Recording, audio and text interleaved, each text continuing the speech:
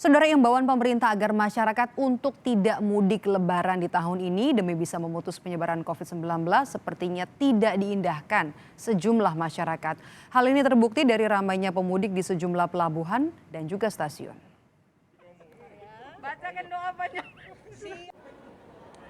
Sejak pemberlakuan pembatasan kegiatan masyarakat atau PPKM berskala mikro dan vaksinasi massal, kurva kasus COVID-19 di tanah air melandai.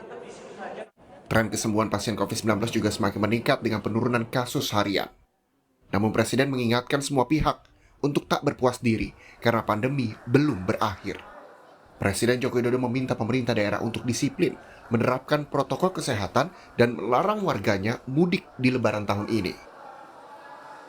Upaya menekan kasus aktif ini harus terus dilakukan. Kita semua, baik yang sudah divaksin maupun yang belum divaksin, baik yang berada di zona merah, zona orange, zona kuning, dan zona hijau, harus tetap berdisiplin menjalankan protokol kesehatan. Saya minta kepada gubernur, bupati, wali kota untuk terus mengingatkan masyarakat untuk berdisiplin menjalankan protokol kesehatan dan juga bersinergi dengan pemerintah pusat dengan melarang mudik warganya pada Lebaran tahun ini. Walau pemerintah sudah mengimbau warganya untuk tidak mudik tahun ini, sepertinya masih banyak warga yang justru ingin pulang ke kampung halaman. Seperti yang terjadi di Pelabuhan Merak, Banten Minggu malam, kendaraan pribadi terus memadati Pelabuhan Merak, Banten untuk menyeberang ke Sumatera. Warga memilih mudik lebih awal untuk menghindari larangan mudik secara nasional pada tanggal 6 Mei mendatang. Diprediksi kepadatan arus mudik akan terjadi 1 atau 2 hari ke depan. Sementara itu, pemudik pejalan kaki yang ingin menyeberang ke Sumatera melalui Pelabuhan Merak harus melakukan tes COVID-19 baik dengan tes Ginos maupun tes antigen. Tes Ginos dengan tarif Rp40.000, sementara tes antigen seharga Rp150.000. Tadi banyaknya juga yang komplain. Harusnya berapa minimal? Ya harga tiket aja nggak sesuai dengan harga tiketnya aja, agak sampai segitu Pak. Harga tiket emang berapa? 25.000 tiket. Berarti hampir 2 kali lipat. Iya makanya. Kalau mau nyebrang dulu harus melalui tes COVID, tapi masyarakat kan itu kan terlalu berat lah satu ini 40.000. Kalau misalnya orang mampu ya, alhamdulillah. Kalau nggak ongkos pas-pasan ntar takutnya ya kan. Di Stasiun Senen Jakarta Pusat, perjalanan kereta api jarak jauh tidak mengalami penambahan meski sudah mendekati libur Lebaran Minggu malam.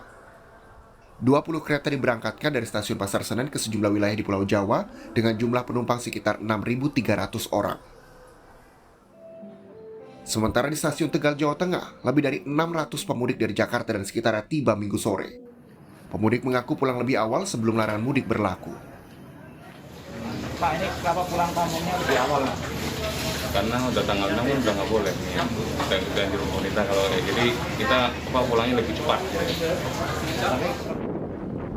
Di Kota Parepare, Sulawesi Selatan dengan menggunakan kapal motor Kirana, 700 penumpang dari Kalimantan tiba kemarin. Di dermaga Pelabuhan Nusantara, pihak pemerintah kota, TNI Polri dan otoritas pelabuhan memeriksa kelengkapan surat-surat seperti surat keterangan tes antigen.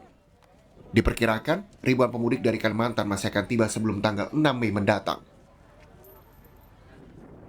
Di jajaran pemerintah Kota Parepare, Dinas Perhubungan bersama Kodim 1405, unsur kesehatan kecamatan melakukan pemantauan dengan kedatangan KM Kirana ya dari Balikpapan yang membawa penumpang kurang lebih 700 orang.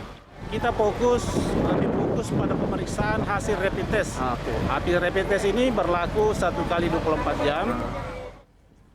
Sebelumnya, untuk mengantisipasi lonjakan kasus COVID-19, pemerintah memberlakukan larangan mudik sejak 6 hingga 17 Mei 2021 untuk seluruh masyarakat Indonesia.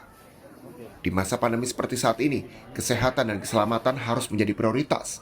Jangan sampai nekat mudik, keluarga dan kerabat di kampung halaman dapat beresiko tertular COVID-19. Tim Liputan, Kompas TV.